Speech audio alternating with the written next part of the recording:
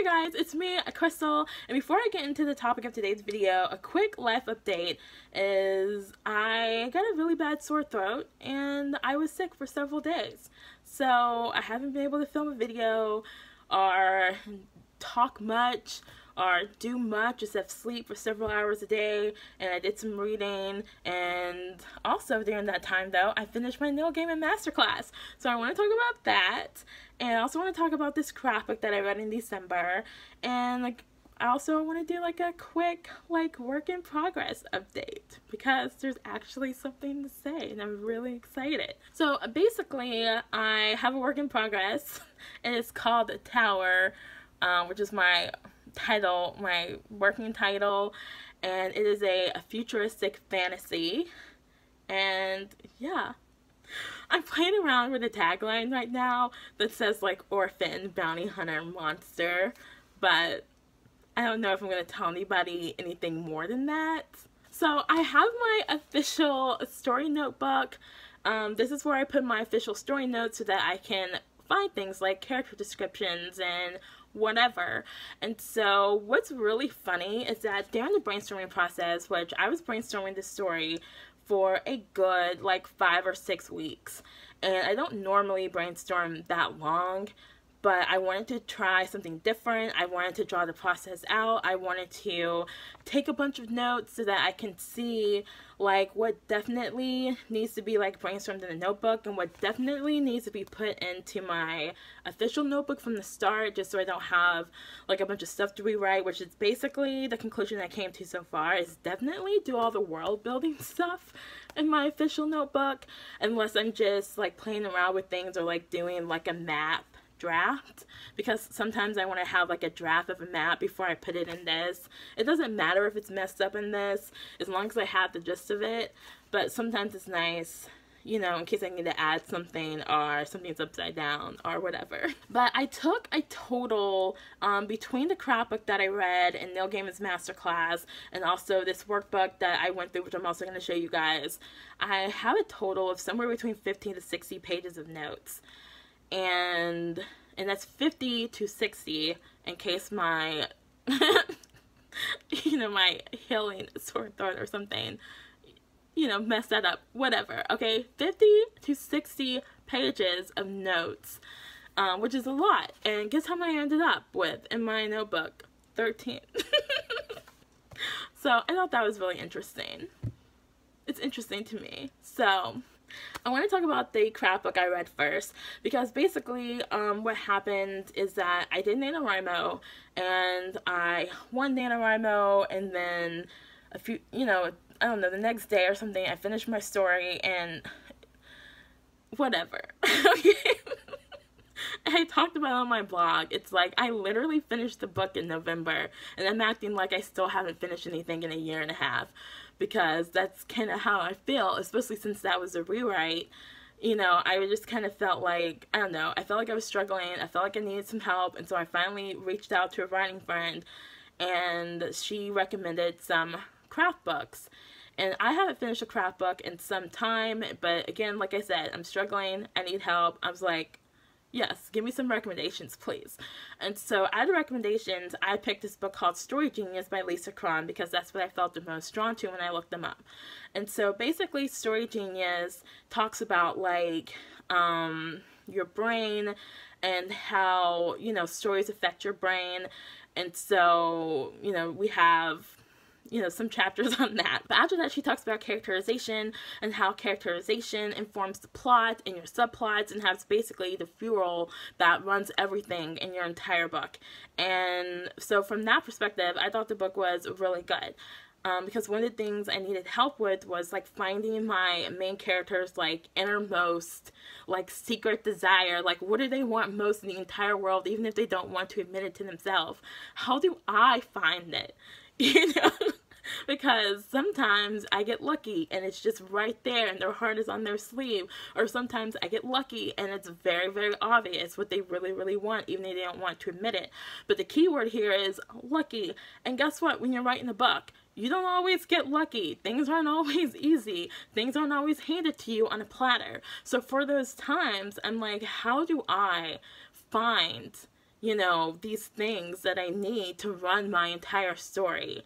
That's kind of the problem I have with my Nano story, is that I never really knew what she wanted, and you can't really write a book if you don't know what anybody wants. So Story Genius basically takes you from, you know, that first, like, glimmer of an idea you have that is just starting to shape into something, and she takes you all the way through the first 5 chapters of your book. So I didn't actually write the first 5 chapters of my book because I don't like to write chapters and then go back and rewrite them, because I just feel like that's not efficient. But I did map everything out, and I did, like, do all the other exercises in the book. And so I feel like where that book shines is characterization and, like I said, how it informs the plot and subplots and things of that nature. Where I feel like the book kind of doesn't shine so much is, you know, world building. And world building is something that I also wanted, you know, to kind of strengthen my world building skills, because you know, I usually write, like, dark contemporary fantasy, and like I said, my current project is a futuristic fantasy, and I have other books that are futuristic fantasies that I've been struggling with. And so it's like I definitely need some skills, I need some tools for, like, to help me world build, and Story Genius does not cover that kind of stuff at all. She said at the beginning of the book that she would help, you know, with, like, different things if you wrote like a non-contemporary book, like if you wrote mysteries or thrillers or fantasy, but she really only helped, like, mystery writers, and there's a couple of things for romance writers, and then everything else was just like, nothing matters except characterization. And it's like, yes, characterization is really important, but other things are also important. And also, as you can imagine, talking about characterization for 200 pages, it does get a little overwhelming, a little tedious. She breaks things down too much. And I feel like, you know, like, and I'm just using this as an example, but it kind of felt like she took something that could be explained in 5 steps, you know, like very efficiently explained in 5 steps, and she broke it down into 100. And so, like, she would have you doing all these little tiny steps when we're doing writing exercises, and then I would get to, like, the 10th writing exercise, and she's like, okay, now do this. And I was like, okay, well, I did that, you know, 5 exercises ago because I had to, because I couldn't get that exercise done until I figured out all these other things. And so it's like I couldn't figure out some stuff with the main character until I knew some stuff with the antagonist. And so it's like, I don't think it's helpful for everybody to have to try to break things down that much. You know, things come to me in kind of, you know, clumps. I hate to use that word, but it's just like, you know, things just show up, like fully packaged things just show up. And so it's my job to go through them and try to figure out what they are. But I'm like, I can't do these little micro steps because it was actually extremely irritating. But like I said, it was helpful overall, and it did help me figure some things out, and it did help me see some things, and I did feel helped. But when I finished that book, I felt like kind of incompetent and overwhelmed, and I was definitely not very motivated to write. And so about halfway through December, I decided at the beginning of January I was going to sign up for a masterclass. And specifically, I wanted to take Neil Gaiman's masterclass. Neil Gaiman teaches the art of storytelling, and you get a PDF workbook for at least, I think, most of the classes. I don't know if you get one for all the classes, but I think you might. And yeah, they're really well done, and they're beautiful. And his kind of looks like this inside. I got his printed out, and I got it printed in color, you know, to be extra or whatever. But also because this was the reason I signed up for masterclass. I just wanted, you know, like a fancy physical workbook. And also I'm glad that I went ahead and printed this out, because next time I can just go through this and when I'm brainstorming, and I think it will help me out a whole lot. So going through this masterclass, he basically covers everything. He covers everything that Lisa covers in Story Genius, and he also does editing and, you know, dialogue and world building, and the world building section was worth its weight in gold, because it's like, I knew I needed some world building help, but like, I have never gone into a project like feeling over prepared before, and I feel over prepared for my current project, and it actually feels really, really good, because I actually feel like I have some kind of stable foundation to work on, and it's like, it feels incredible. So Neil Gaiman's masterclass starts off with, you know, his like philosophy on writing and how he approaches stories, and then we do like some basic writer stuff, right? Like, he talks about how to find inspiration and how to find story ideas and how to find your writer's voice. Obviously, I've been writing for a long time. I've had my writer's voice for a while.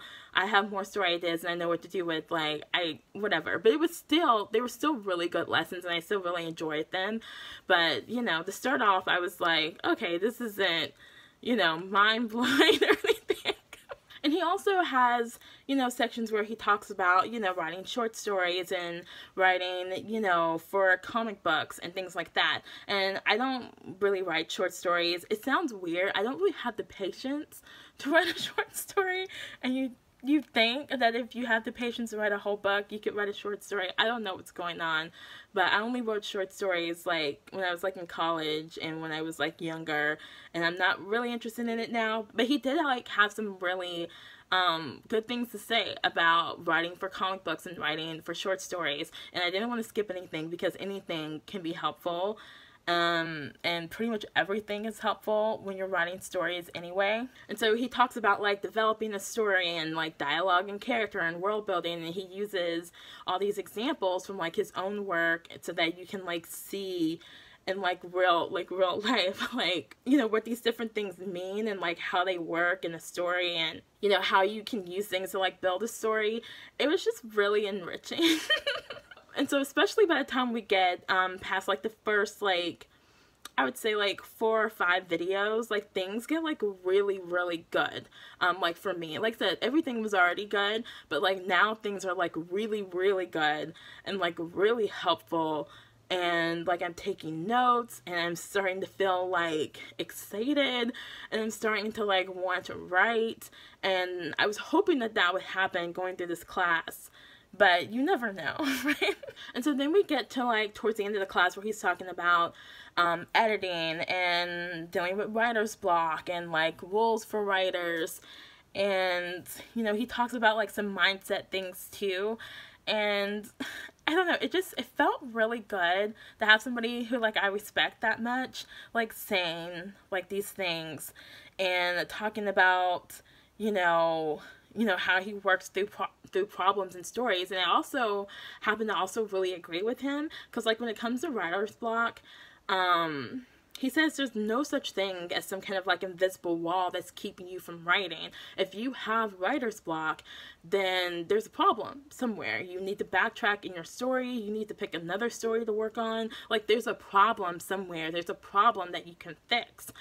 But people don't want to backtrack. They don't want to, you know, waste time or, you know, lose pages or whatever. But I'm kind of like, it's not wasted. You wrote something and it didn't work, and you saw that it didn't work, and you're developing what I think is like a good like writer's gut, or like a good like writer's intuition, because you learn like when you take a wrong turn but you keep going, and then you come to like a full stop sometimes, and you start being able to sense when you're doing that, and you can stop yourself from going off the rails for like 100 pages and having to dump 100 pages or your entire book sometimes. And because I've been writing for a while, it's like I'm totally in agreement with this, and I've seen it in myself and I've seen it in other people. And it's like, it's true. Like when you have writer's block, there's a problem somewhere and you can fix it. But you're probably going to have to go back, maybe even to the very beginning of your story, and figure out where your story took a wrong turn and then fix it. And yeah, like by the time the class was over, I just felt like, I don't know, he made me feel like that I could write, you know, and that I didn't have to have all this pressure on myself. And it's like, yes, I know this, like, I know that there's no point in putting a bunch of pressure on myself, but it's like, especially with me writing like a futuristic fantasy, and I have, you know, other stories that are like set in the future or whatever, but it just felt like this huge undertaking, you know, like this project that I was, you know, taking on, and it just felt kind of overwhelming. And he just kind of made me feel like, you know, it's either going to turn out good or it's not. And it's like, that's true, and you don't know until you write the book to know if it's going to be amazing or not.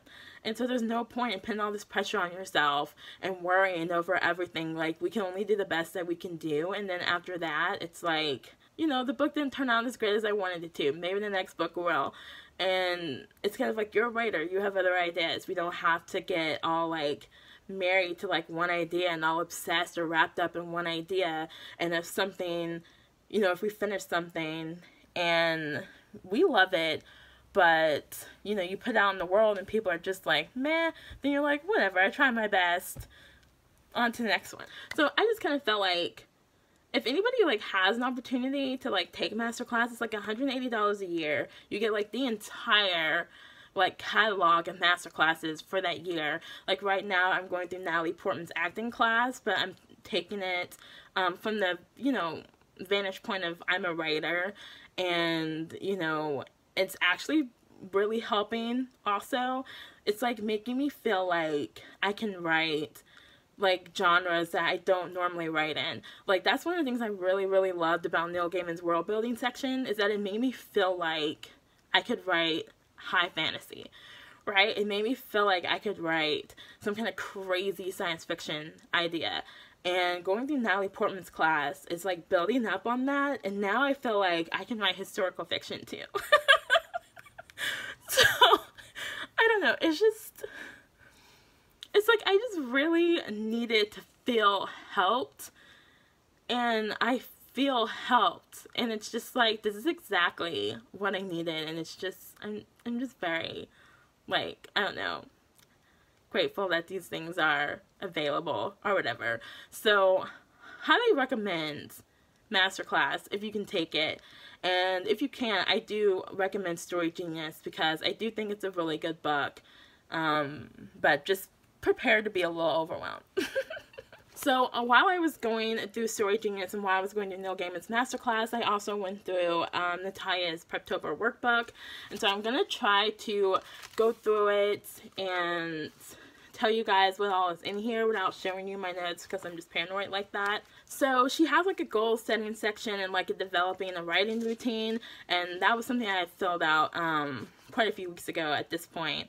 But yeah, so you go through like the workbook. It's designed for NaNoWriMo, and so she has like a section where you can brainstorm novel ideas. I just brainstormed like different ideas I had for my current work in progress. And she actually has like a section for you to brainstorm like different ideas for the project that you pick, but in that section I just started taking notes from like Story Genius, and that was before I started taking notes on notebook paper. So the next thing in Natalia's workbook is talking about your character, and what I really like is that she gave you like space to draw. And I know everybody can't draw, but like I can draw a little bit. And my main character in my current project, she just has like some physical things that I wanted to visually see to help me describe it. And so I drew a picture of my main character, and you know, I mean, it's not like a great picture. I'm looking at it right now. It's not like a great picture. So I'm not going to show you, because this is not an amazing drawing. But it's just like a sketch of me sketching out my character and like what she looks like. And I'm like, okay, that's actually going to be really, really helpful, because I need to see it.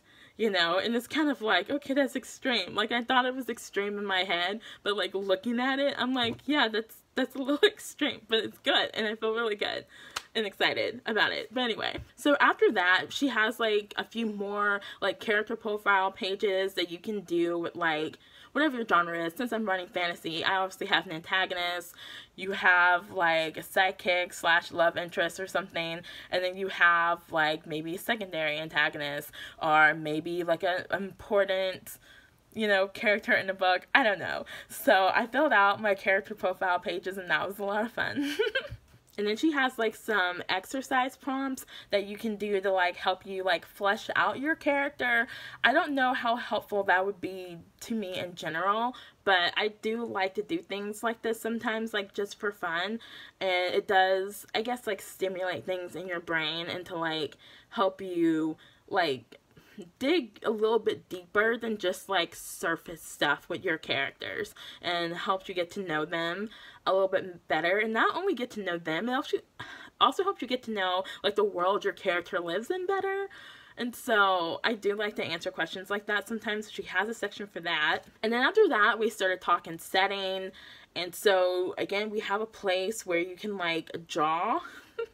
So I really liked that place. So she only has one blank page where you can draw a map, and then you talk about like your setting in general, and then if there are any like sub settings within your book. And that's what I also really liked about this workbook, is because I don't normally think about my sub settings, and that's usually like other places in your world that are important, because I have like, you know, the country that the story is set in, but then I also have like where my main character spends most of her time, and well, I wouldn't say most of her time, but like where my main character sleeps at night. And so then we have like, you know, where a lot of things happen in the city, and then we have where some other characters hang out a lot. And so she has like basically you talk about the setting, and then there's a page for you to write a scene set in that setting and then like explain it. I didn't actually do that part, but I did fill out the setting pages, and then on the lined pages I practiced some of my maps that ended up in my official story notebook. So anyway, so we have a few setting pages, and I actually used all of them, which was fun. And so then after that, she talked about like point of view and tense. I already know what point of view I want to write in, but I did it anyway because I like to do stuff like that. So after that, she talks about story structure. So she talks about basic story structure and detailed story structure. And then she gives you a place to write out like your like 7-act story structure. And I actually did find that helpful, because I don't do like full outlines anymore. I feel like it's more helpful for me to just start outlining when I feel like it. And so, but I do like to go into a story with my beginning, some points in the middle, and my ending mapped out in kind of like a flowchart style. And so this basically did that work for me. So I didn't have to like rack my brain to do it. I mean, I still racked my brain anyway. But it was a lot easier because I had already done it. So she talks about different outlining methods, and then we do an outline for chapter 1.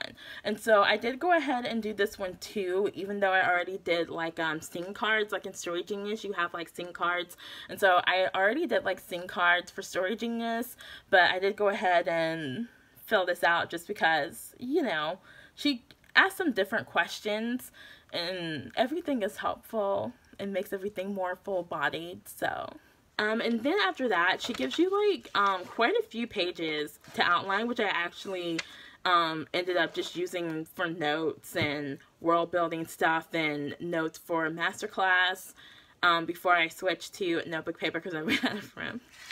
But if you want to do a long detailed outline, you could definitely do that in this workbook. I think next time I do this workbook, I'm going to take those pages out.